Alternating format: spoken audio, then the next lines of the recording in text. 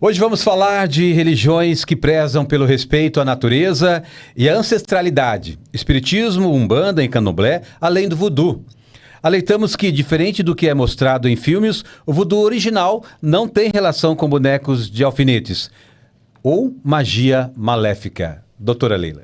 Ao contrário disso, a religião voodoo, assim como todas originárias da África, são centradas na conexão entre os seres humanos, a natureza e os ancestrais. Longe dos estereótipos de filmes, é uma fé complexa que preza pelo equilíbrio, cura e respeito às forças invisíveis que regem o mundo. Então seja bem-vindo a mais um podcast Afroconsciente. Hoje, quarta-feira, Sam, tudo jóia? Opa! Já peço para você se inscrever no nosso canal, dar o joinha, toca o sininho para receber as notificações. De segunda a sexta-feira tem o podcast a partir das 18 horas, o podcast Folha de Sumaré. E já o nosso link, o nosso Pix na sua tela, podcast Folha de Sumaré, @gmail para você contribuir com a gente aí no canal. Podcast Folha de Sumaré, @gmail.com. E, doutora, obrigado. Olha que presente nós recebemos hoje. Toda quarta-feira, quando tem o podcast Afroconsciente, ela está online, videoconferência. E hoje nos damos o prazer e a honra de recebê-la em nosso estúdio. Seja muito bem-vinda. Obrigada, estou muito feliz de estar aqui. E a partir de agora será sempre presencial. Olha! Né? Não vamos mais fazer a transmissão online. Eu vou vir sempre para o estúdio. E é isso aí, vamos passar nosso recado hoje. Muito bom. E hoje o tema é demonização do sagrado. E aí, por isso que a gente falou do voodoo africano. Doutora, tem uma câmera que quando você quiser interagir, tá ali em cima da cabeça do Sam. Eu estava pensando, onde é? Eu olho para o Sam. Olhando para o Sam já vai aparecer na tela. Legal, legal. Na câmera lá. Bora começar então? Vamos lá. Vamos falar de religiões, fé, espiritualidade, para valorizar o direito de cada um exercer sua fé. Vamos tratar das diferentes culturas e suas manifestações de crenças, de espiritualidades. Vale lembrar que na sociedade brasileira, alguns utilizam julgamentos injustos contra grupos religiosos. Por exemplo, o que já foi e ainda é comum de acontecer, associar o espiritismo ao demônio, devido à intolerância histórica e ao desconhecimento de suas bases, que é a caridade e a evolução espiritual. Então já começamos chamando a primeira foto, que a gente vai fazer um resgate um pouquinho, porque desde 1500, a catequização dos jesuítas cultivava nos povos originários, os indígenas, aplicava a lógica de que eram verdadeiras as manifestações espirituais vinculadas exclusivamente a santos e figuras do catolicismo. E consideravam falsas aparições as manifestações espirituais vinculadas a quaisquer outros seres, sendo classificadas como diabólicas pelos missionários. Vale lembrar que a ideia de demônio é uma construção cultural que moldou o comportamento do mundo ocidental. A figura personalizada do mal, o diabo, não é uma entidade real, mas uma construção humana criada para fins de controle social, explicação do mal ou preservação de poder religioso. Historiadores e teólogos críticos como Leonardo Boff sugerem que a ideia do demônio foi intensificada, especialmente na Idade Média, como uma ferramenta de medo para manter os fiéis dependentes da igreja. Queremos chamar a atenção para a ideia do sagrado, que representa tudo aquilo que é considerado digno de veneração, respeito absoluto e que está separado do uso comum ou cotidiano, o profano. O sagrado é uma dimensão fundamental da experiência humana, servindo como uma bússola de valores e significados que dão sentido à vida. Chamar algo de sagrado é atribuir a ele um valor superior e inviolável, exigindo que seja tratado com consideração e cuidado especial. A demonização do sagrado é o processo de atribuir características malignas, diabólicas ou pecaminosas a divindades, ritos e símbolos que são considerados sagrados por outra cultura ou religião. Esse fenômeno é frequentemente uma ferramenta de poder para invalidar crenças alheias e estabelecer uma hegemonia religiosa. E é contra tudo isso que fazemos o episódio de hoje. Queremos o respeito para todas as religiões, doutora. É isso aí. Que lindo isso, hein? Respeito às diferenças, né? De modo geral, as religiões têm muita coisa em comum. E antes de falar das que chegaram da África no Brasil, vamos apontar alguns elementos que elas têm em comum. Quase todas têm um livro sagrado. No caso das religiões de origem africana, eles usam uma tecnologia própria que é a oralidade. O que é a oralidade? A tradição oral é o processo de passar saberes, valores, costumes e histórias de uma geração para outra, exclusivamente por meio da fala e da escuta. É bom lembrar que, antes da escrita ser amplamente difundida no planeta, essa era a principal forma de preservar a memória coletiva da humanidade. Voltando para o que as religiões têm em comum, existem modos de proceder na forma de ritual em todas as religiões. O ritual serve como uma ponte entre o mundo material e o espiritual. A repetição dos rituais é usada como uma ferramenta para estruturar a experiência humana, sendo a liturgia em movimento, transformando crenças subjetivas em uma realidade compartilhada e vivida. Por exemplo, o uso da vela. As velas são um elemento universal de conexão com o sagrado, sendo utilizadas em diversas tradições com significados que vão desde a iluminação espiritual até a proteção e o equilíbrio energético. Então, antes de continuar, é importante ressaltar o respeito às diferenças de culto à fé, porque elas têm em comum a questão dos rituais. Então, eu não posso dizer que o ritual de uma é do demônio e da outra é de Deus. Todas têm rituais e têm que ser respeitados, né? De modo geral, as religiões têm muita coisa em comum. E antes de falar das que chegaram da África no Brasil, vamos apontar alguns elementos. Quase todas... desculpa. A foto 2? A foto 2? Foto 2. Ao vivo é assim. Muito bem. Vamos lá. Por exemplo, de rituais. No catolicismo, a vela é um fundamental que simboliza, acima de tudo, Jesus Cristo como a luz do mundo. Estão sempre presentes no altar para honrar a celebração do sacrifício eucarístico. Tem o ritual do batismo, da Eucaristia, orações, confissão, missas fúnebres, casamentos religiosos, enfim, os rituais do catolicismo. Na foto 3, você vai ver que a luz é central na vida judaica, simbolizando a alma humana. A alma do homem é a vela de Deus e a sabedoria de Torá. Velas são acesas na sexta-feira à noite para honrar o dia de descanso e trazer paz ao lar. Tem ritos de passagem, como a circuncisão masculina e a maioridade religiosa para meninos e meninas. Para os budistas, a vela simboliza a sabedoria que dissipa a escuridão da ignorância. Acender uma vela é um ato de serviço e uma missão de iluminar a própria vida e o ambiente. Na Umbanda, é muito comum o uso de velas nos altares e em trabalhos para pedidos de cura, limpeza e proteção aos guias. Cada cor está ligada a uma vibração ou uma divindade específica.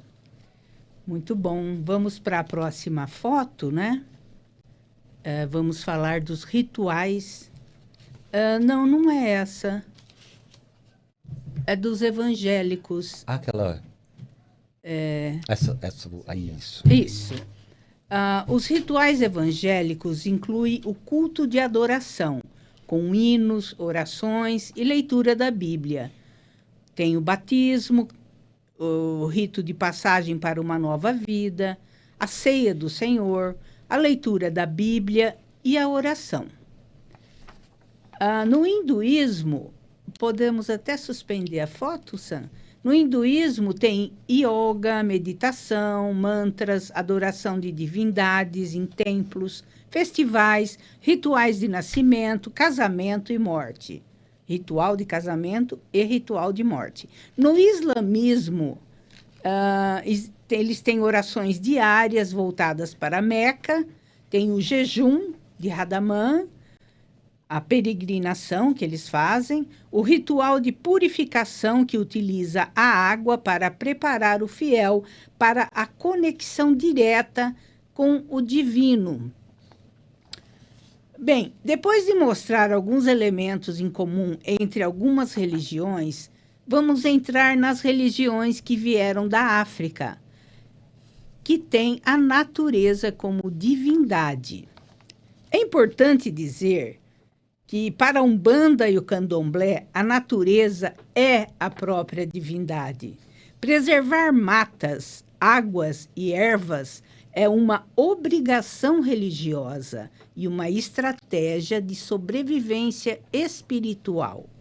Nessas religiões, quando um fiel cultua uma divindade, ele está se relacionando diretamente com um elemento específico do ecossistema. Por exemplo, Iemanjá rege os mares, enquanto Oxum é a senhora dos rios e cachoeiras. Oxóssi é o guardião das florestas e da caça. Obaluaê, Omolu, detém o poder sobre a terra e a cura. Iansã domina os ventos e raios. Oxalá é associado à brisa e à criação. Xangô manifesta-se no trovão e no fogo.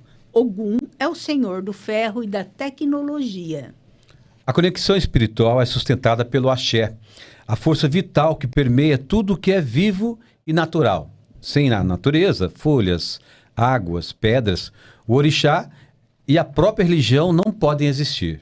O terreiro é considerado um território contínuo dessa espiritualidade, enquanto matas, rios e pedreiras são territórios sagrados, onde o fiel busca renovar sua energia e equilíbrio. Para essas religiões, a natureza não deve ser agredida, pois ferir o meio ambiente é ferir a própria divindade.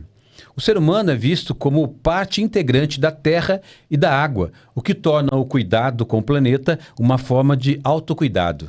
Antes de seguir, é muito interessante, muito bonito, a lindo. ligação da espiritualidade dos ancestrais da África com o meio ambiente, com as matas, os rios, as águas. Isso é tão diferente. É o sagrado para eles também, né? E diferente, né, de todas as outras religiões. É uma coisa única. Então, só para ressaltar isso. Agora nós vamos para a foto 5. Vamos falar de mesa branca, né? O termo mesa branca é frequentemente utilizado para se referir a práticas espirituais que buscam uma ponte entre o espiritismo kardecista e a Umbanda. Embora não seja uma terminologia oficial da doutrina de Allan Kardec, ela se popularizou no Brasil para descrever sessões mediúnicas focadas na caridade e no aconselhamento espiritual.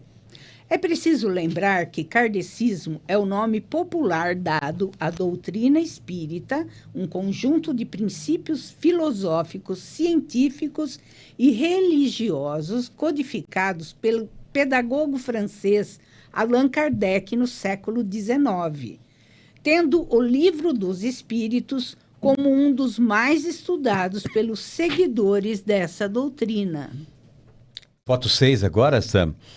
A gente vai falar sobre o sincretismo religioso, a Umbanda. Legal. É isso. A Umbanda é uma religião genuinamente brasileira que misturou essas raízes africanas com o espiritismo e a pagelança indígena, tornando-se menos ritualística do que o voodoo tradicional ou o candomblé. Na Umbanda, a mesa branca ou Umbanda branca refere-se a uma vertente que possui forte influência do espiritismo kardecista. Os rituais são voltados à caridade, paz e evolução espiritual, muitas vezes realizados sem o uso de atabaques ou elementos de rituais. Há um foco no trabalho direto com guias como caboclos e pretos velhos, focando em passes, limpeza energética e aconselhamento, doutora. Muito interessante. Agora, antes da gente prosseguir, eu quero falar um pouco da minha experiência pessoal com a Umbanda. Eu posso falar assim, olhando para você? Pode, até aí a gente vai interagindo. Agora... Se você quiser interagir com a câmera, comigo, com o Sam. Muito bem, vamos lá. Minha experiência de muitos anos atrás, eu vivi várias situações de participar de sessão espírita da linha da Umbanda. Eu frequentei por um certo tempo a casa de um amigo em São Paulo. A casa, na verdade, ele morava em um apartamento. E dentro da nossa amizade, ele me falou que era pai de santo e que, de vez em quando, ele, não lembro a frequência, se era uma vez por mês, ele recebia os filhos dele e fazia uma sessão de Umbanda no apartamento. Como eu nunca tive problema nenhum, com diferenças religiosas, inclusive cheguei a frequentar por um tempo uma igreja evangélica, eu sou originária do catolicismo, enfim, eu não tenho problema, né? E eu comecei a frequentar, eu ia visitá-lo também nos dias que ele ia receber o grupo e fazer a sessão espírita, né? Então, foi uma experiência muito bacana, interessante. Acho que levou um ano aí eu participando. E numa das sessões, eu fui batizada. Um dos espíritos que ele recebeu quis batizar, fazer meu batismo. E para mim foi uma honra. Eu recebi o nome. Eu nunca mais esqueci desse nome, mesmo sem frequentar, sem participar de nada ligado à Umbanda, eu recebi esse nome e ele não me sai da memória. É Luz da Manhã que emana do Pai Oxalá. Eu me senti, né, honrada e continuo com esse nome. Bem, antes disso, que eu moro em Americana, né, eu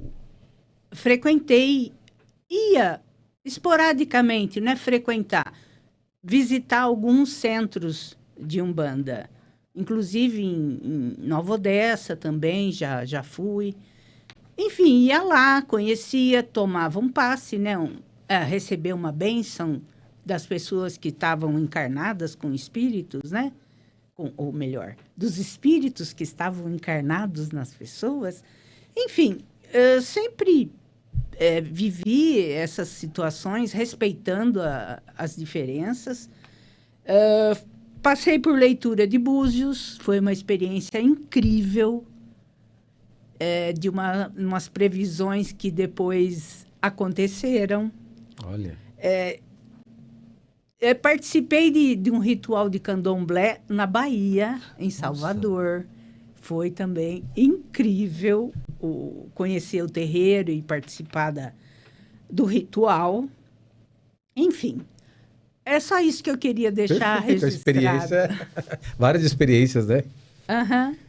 Vamos agora para foto 7. Vamos falar do pai ou mãe de santo, né? Não é... Eu acho que essa aí, não é? Eu acho que aquela ali. Aquela 7. Eu acho que é porque faltou uma, eu acho que é essa aqui do meio. Mas é a que está na tela. Isso, essa aí mesmo. Bem, o pai ou a mãe de santo é a autoridade máxima de um terreiro, atuando como líder espiritual, administrador e zelador da casa. O nome pai ou mãe reflete o acolhimento. Eles são vistos como os responsáveis pela família de santo, transmitindo valores e conhecimentos ancestrais. Eles mantêm a hierarquia e o respeito dentro do terreiro, tendo o poder de afastar membros que desrespeitem os preceitos da casa para evitar desequilíbrio energético. A missão principal do pai ou da mãe de santo é manter o equilíbrio entre o mundo material e o espiritual, garantindo que os rituais e o axé, a energia vital, fluam corretamente. Eles dirigem as sessões, invocam as entidades e orixás e garantem que tudo ocorra dentro dos fundamentos da tradição. Eles orientam o desenvolvimento mediúnico dos filhos de santo, realizando os rituais de iniciação e obrigação necessários para a evolução espiritual de cada médium. Atuam como guias para a comunidade, oferecendo suporte emocional e espiritual através de jogo de búzios ou consulta direto com entidades. Agora tem um vídeo, falar dos rituais da Umbanda. A gente assiste o primeiro vídeo e continua, doutora, pode ser? Vamos lá? Esse vídeo mesmo? Esse vídeo. É.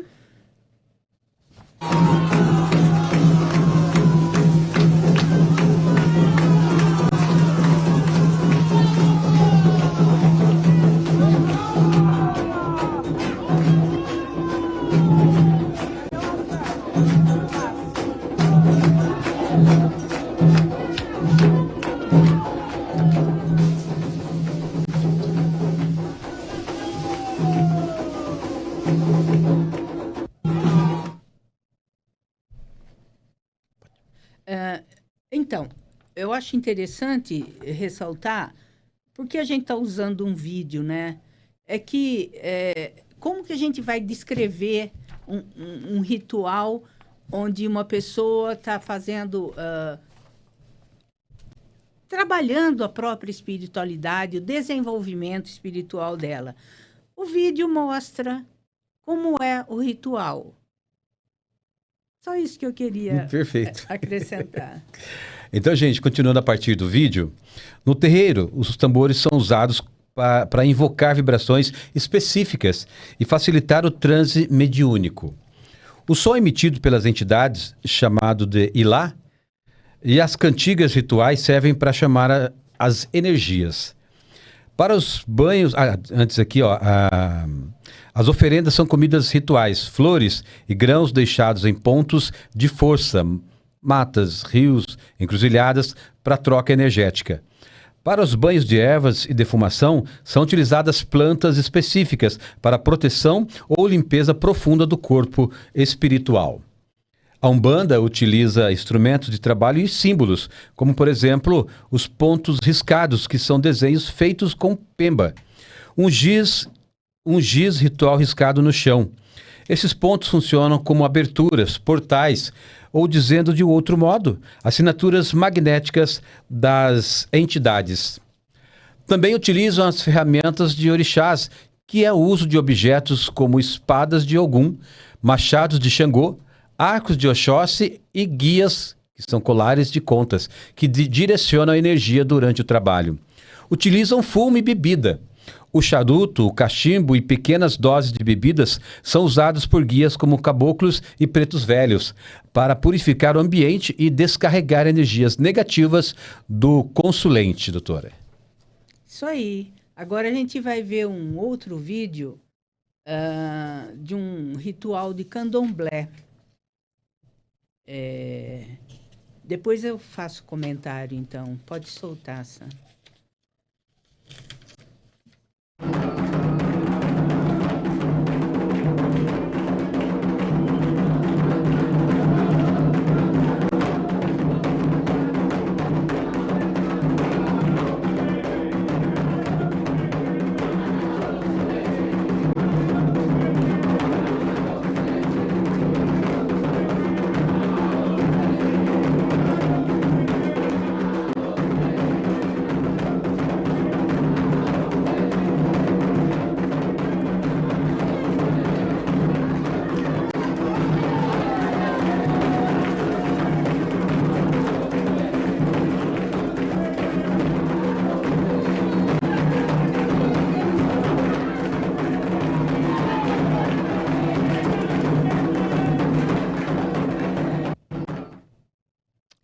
Muito bem. São pessoas desenvolvendo a espiritualidade.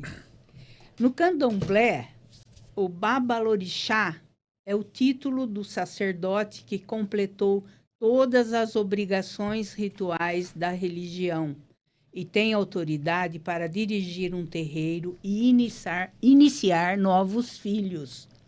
No Brasil, a nação Queto, também conhecida como Nagô, é a vertente do candomblé mais praticada e popular. Por que a Queto é a maior? Teve origem em Salvador no início do século XIX e se difundiu pelo país através da emigração baiana. Muitos dos terreiros de candomblé mais famosos e antigos do Brasil, como a Casa Branca do Evangelho Velho, que foi o primeiro do país, o Gantuá e o Axé Opô Afonxá, pertencem a esta nação. Eu me lembro, na minha juventude, eu ouvia muito falar do Gantuá, a mãe menininha do Gantuá. Uhum.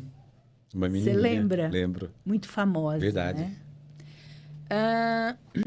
Por ser a nação mais difundida, os nomes dos seus deuses, os orixás, como Iemanjá, Ogum e Oxum, acabaram se tornando sinônimos da religião para o grande público. Embora não existam números exatos por causa da autonomia de cada terreiro, o consenso histórico e sociológico aponta a seguinte ordem de prevalência: Queto, a maior e mais difundida, de língua iorubá. A nação Angola, a segunda maior, de origem banto, que vem de Congo, Angola, conhecida por seu sincretismo e pelo culto aos inquices. A nação Jeje, a terceira grande nação focada no culto aos voduns, com forte presença histórica em Salvador e no Maranhão. Diferente da nação Queto, que cultua orixás, a Jeje traz, ou GG, me desculpa se eu estiver pronunciando errado, traz suas raízes dos povos Evefon, provenientes do antigo reino do Daomé, atual Benin e Togo, que são países da África. Embora tenha uma identidade própria, a GG no Brasil passou por processos de fusão com o Nagô-Vodum, onde orixás e urubás, como Ogum e Iemanjá, também são cultuados ou associados a voduns específicos nos terreiros. Nós vamos chamar um vídeo, a diferença entre candomblé e a Umbanda, mas antes eu quero dar uma boa tarde aqui. A Clau fez alguns comentários aqui, também a Ana. A Clau está dizendo boa tarde, está dizendo que presente, um monte de flores aqui, a presença da senhora aqui, um presente para o podcast, presente para a gente. E ela está falando assim, Ângela, vem aqui também. A Ana Muniz está dizendo que Jesus, nosso mestre maior, ilumine nossos corações. E a Clau responde amém. Então vamos ao vídeo, Sam? Diferenças entre o candomblé e a Umbanda.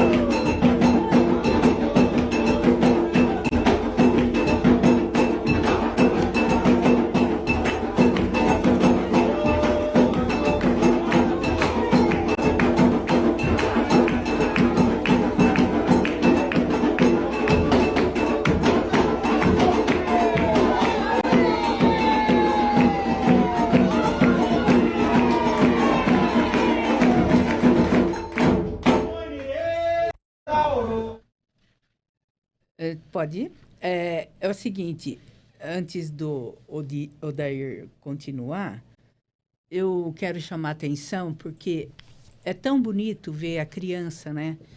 Você vê, é o ritual dessa religião. Todas as religiões, as crianças participam. E está tudo bem. Elas podem começar a cultuar a sua religião desde pequena. E achei interessante a gente trazer esse vídeo para mostrar. Só isso, pode...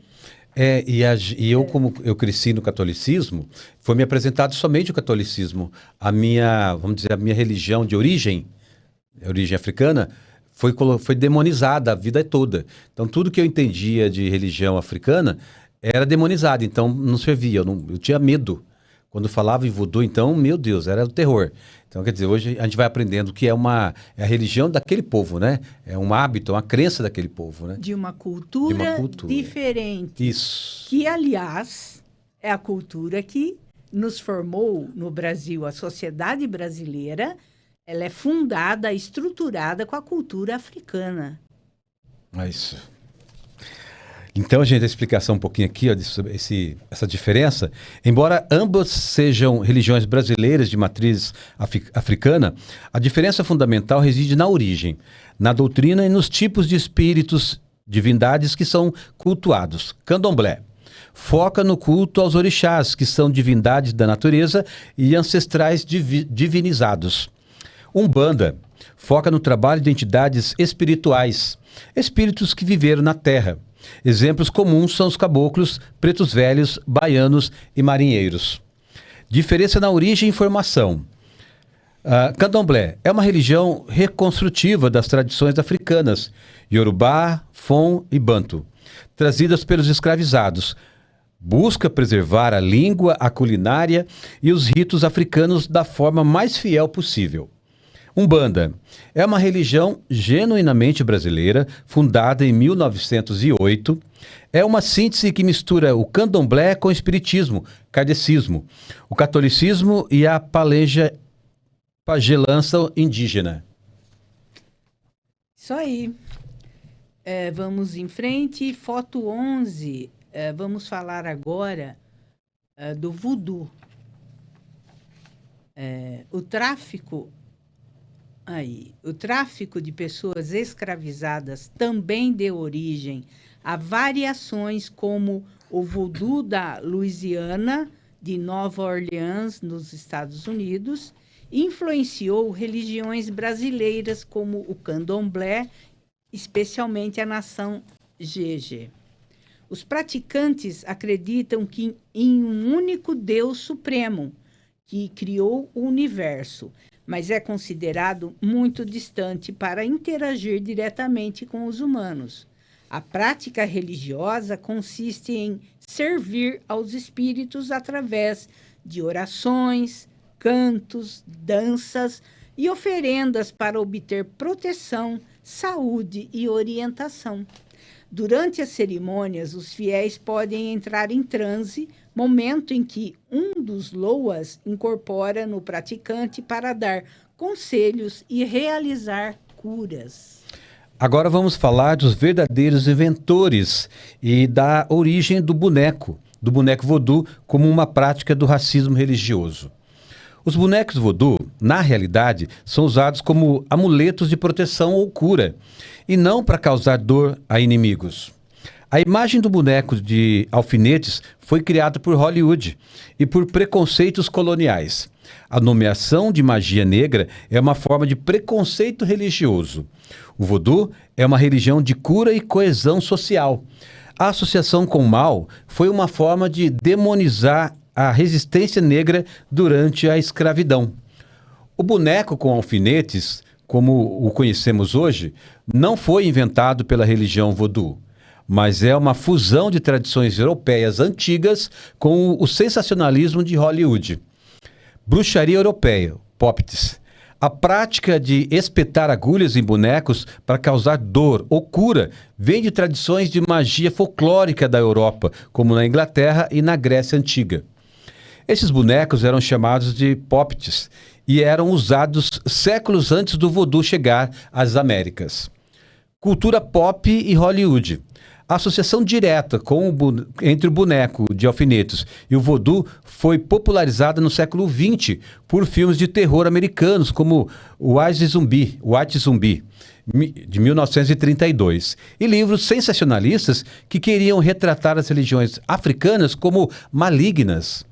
Voodoo de Nova Orleans, Nos Estados Unidos, a mistura dessas influências europeias com as práticas locais acabou criando o boneco voodoo moderno, muitas vezes vendido como souvenir para turistas, mas ele continua não fazendo parte do voodoo tradicional praticado no Haiti ou na África. Em resumo, a imagem do boneco cheio de alfinetes para vingança é uma criação ocidental, baseada em magia europeia antiga e amplificada pelo cinema, doutora. Olha que interessante, né? E eu nunca tinha ouvido falar dessa coisa de Hollywood, também, da verdade. Europa, demonizando o sagrado africano. E aí, pesquisando, a gente descobre, né? Quanta maldade. Maldade, Chamar do que isso? O que eu não acredito não vale, então é demonizado. Racismo é pouco chamar isso de prática racista. É pura maldade, né? É você demonizar um culto sagrado de um povo, né? Do continente africano, que tem 55 países, uma riqueza cultural imensa. E aí você vê, quem fez isso? Foram os brancos. Sim. Americanos, europeus. Mas a gente está aqui no podcast Afroconsciente para contar para as pessoas de onde vem tanto ódio. É uma criação, é uma montagem, né? Para acabar um pouco com o preconceito, né? Com o racismo. Preconceito é palavra pequena, para acabar com o racismo. E eu quero, antes, doutora, continuar, falar novamente do nosso Pix. Podcast Folha de Sumaré, @gmail.com. Contribui com a gente lá. É isso aí, gente. Contribua, valoriza o canal, para a gente continuar sempre trazendo esclarecimentos, né? Bom, no Brasil, o candomblé da nação Jeje é o herdeiro direto do voodoo africano. Enquanto o voodoo se desenvolveu no Benin e no Togo, com os povos Fon e Ewe, o candomblé preservou essas mesmas divindades e ritos aqui. A maior diferença é que no Brasil o candomblé se tornou uma religião comunitária mais focada na celebração e na cura através da dança e do transe. Enquanto as estátuas de pregos da África Central tinham um papel mais jurídico e punitivo. Bem, para quem quiser conhecer um pouco mais a fundo o voodoo africano, eu sugiro procurar, pesquisar por conta própria, tá? Mas o que a gente trouxe aqui é o coração dessa crença.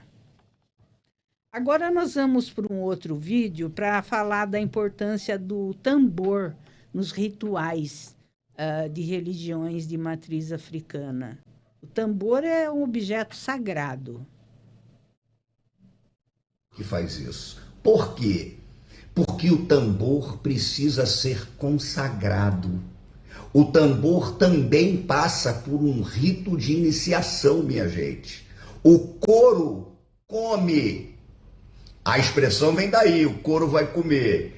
O couro do tambor é alimentado em rituais secretos que vão variar de casa para casa, para que a voz do tambor possa evocar o mundo espiritual. Isso é muito bonito.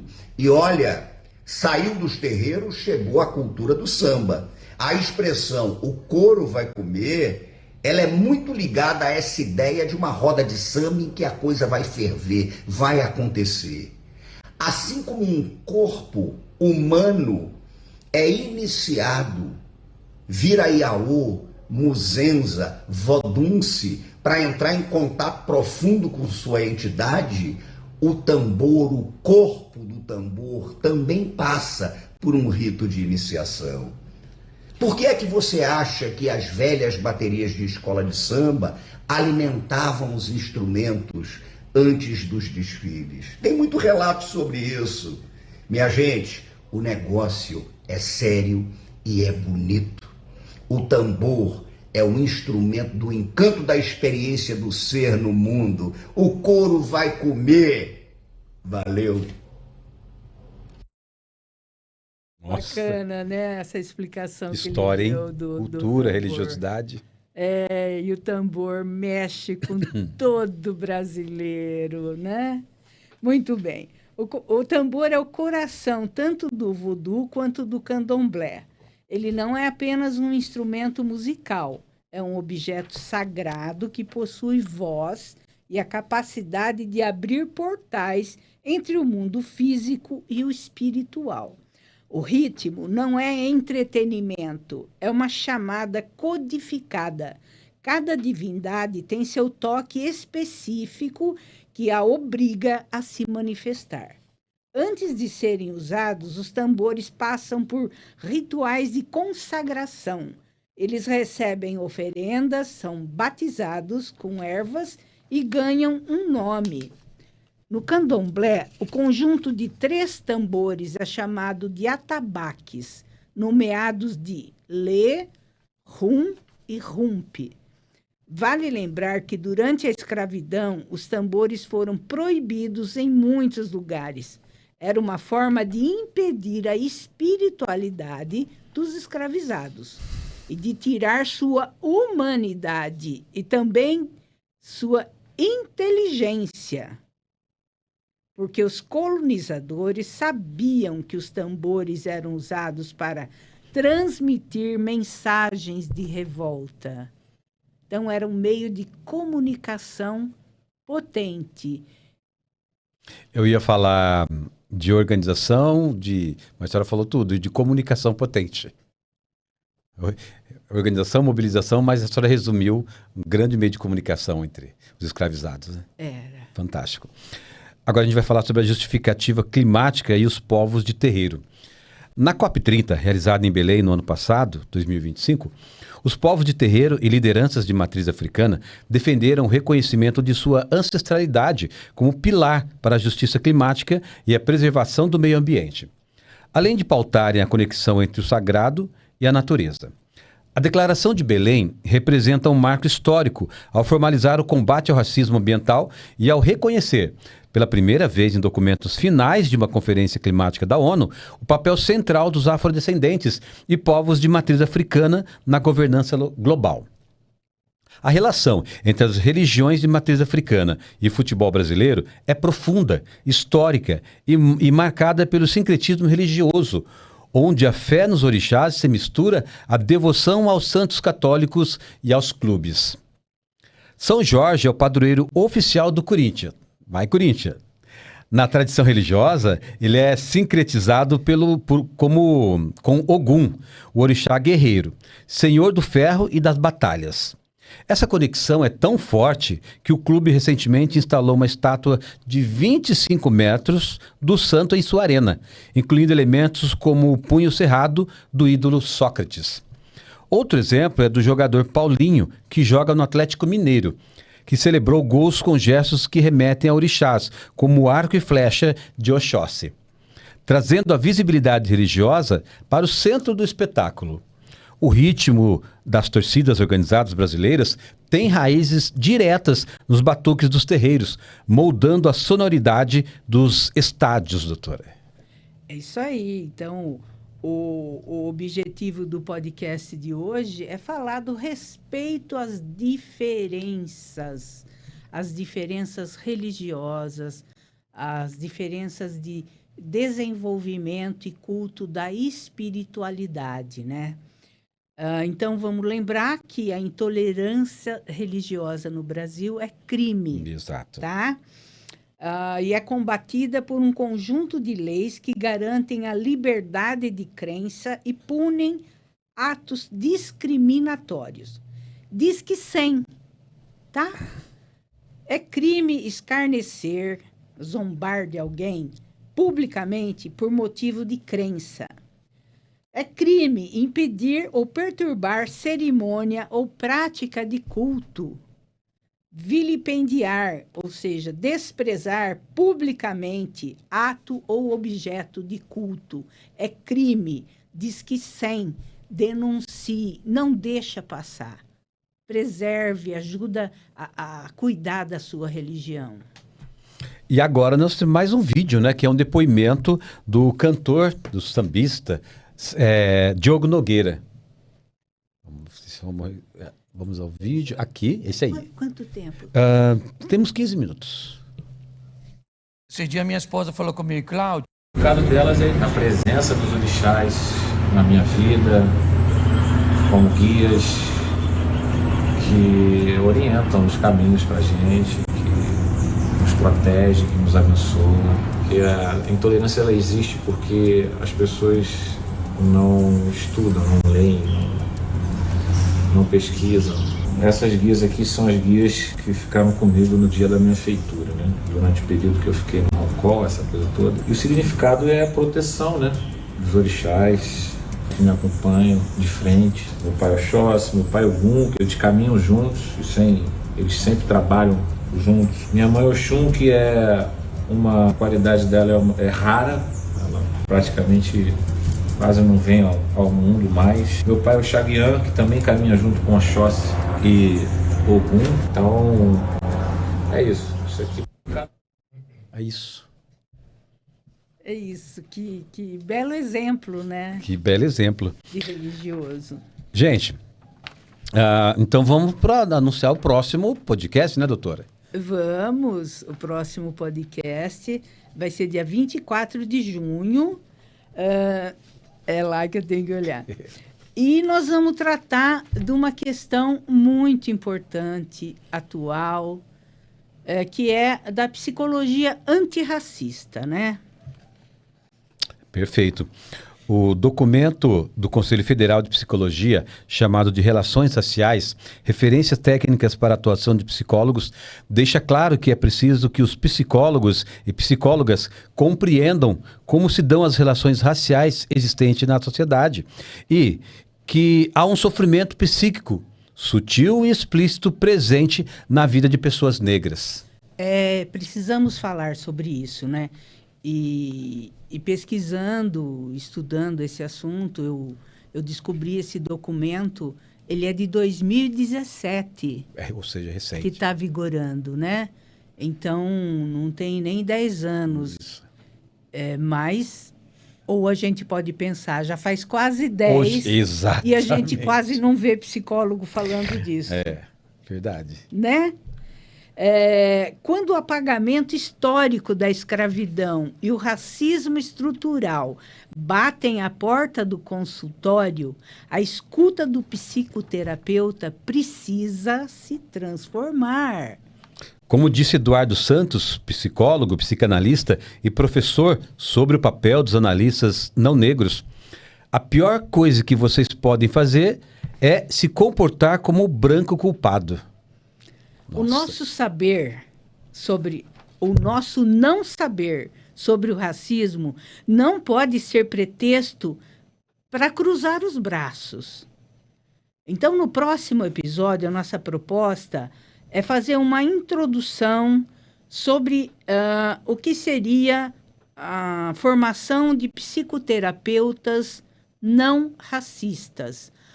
Ou seja, a gente está falando praticamente para o psicoterapeuta branco, para o psicanalista branco, para qualquer profissional que pratique o atendimento, o acolhimento psíquico, seja a linha que for que ele preferiu, escolheu para trabalhar, né, na área da psicologia ou de outras práticas de psicoterapia, que ele busque saber, se informar, o que está acontecendo nesse meio. Né, Odair? Ele se inteirar sobre a questão do profissional, principalmente branco, estudar, fazer o seu letramento racial, se inteirar das questões de como o racismo atinge o psiquismo da pessoa afrodescendente, porque é uma realidade aqui no Brasil o racismo na nossa sociedade. Sim. E então esse episódio vai ser um convite aos psicoterapeutas para reflexão nós vamos procurar contribuir para isso. Eu acho muito interessante você falar isso, porque a partir de uma abordagem que a senhora iniciou lá atrás, nesse tratamento, né? Todas as semanas lá com a senhora, foi possível tirar muita coisa. Enfim, sair muita coisa, externalizar muita coisa, muito sofrimento, muita dor que eu sentia que eu não conseguia entender. A vida inteira eu sabia que eu era tratado de forma diferente por causa da cor da minha pele, mas não entendia. O racismo é uma coisa muito maldosa que quem sofre isso demora para entender que sofreu por causa da cor. Não é nem que não demora para entender, não consegue entender por que sofre por causa da cor. Porque da nossa parte a gente não tem raiva, ressentimento, nada de ninguém, de nenhuma pessoa. Mas entender que do outro lado da pessoa branca tem sentimento por nós. É muito estranho, é inexplicável isso, né? Dá para se explicar pela maldade, pela raiz que está lá né? Enfim, que vem sendo trazido há séculos, né? Então, o racismo é uma coisa que atravessa tanto os brancos como os negros. Então, atravessa a mente. Ele entra na gente sem a gente se dar conta. Perfeito. Daí a importância do que, pelo menos o que a gente pretende com esse podcast Afroconsciente, trazer para a consciência do branco, de como ele é afetado pelo racismo. Como que o afrodescendente é afetado pelo racismo? Como o racismo atravessa a nossa mente e a gente não percebe? Existem formas de perceber, tanto do branco se dá conta, quanto do negro ou do afrodescendente se dá conta de que ele é atravessado pelo racismo. Então, nós vamos fazer uma série de episódios sobre esse assunto. Vamos começar agora em junho. Perfeito. Vai ser a abertura. Então, só queria fazer um lembrete aqui. O papel do psicoterapeuta não é curar o racismo, porque o racismo é um problema social.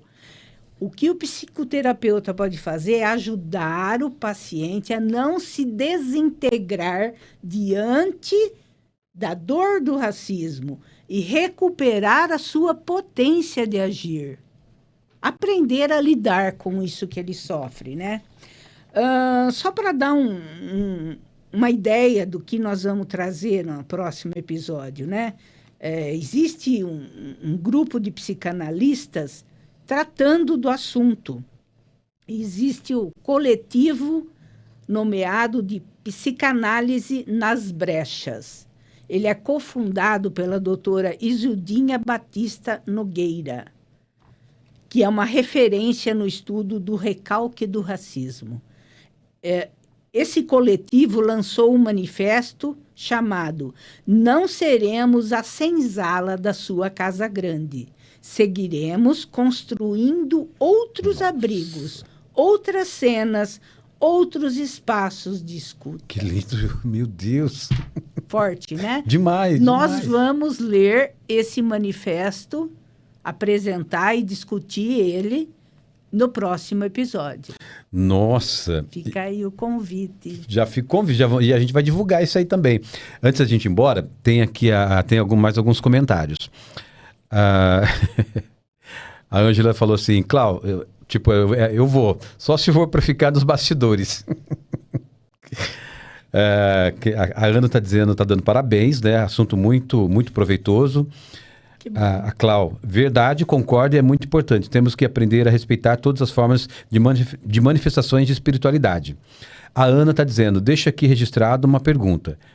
Um dos atributos do Pai Eterno, Deus, Tupã, Zambi, Alá, tem um monte de letras que eu não sei, é Y, H, WH, não sei o que é, e etc, ela está dizendo, né? E a onipresença, o que ocupa todos os espaços visíveis e invisíveis do universo. Ela continua, diante dessa realidade, como tirá-lo ou de lá, dessa ou daquela religião? Olha, Odair, eu não entendi a pergunta, mas eu gostaria de dizer uma coisa. A fé é uma coisa muito particular de cada pessoa, e o que importa?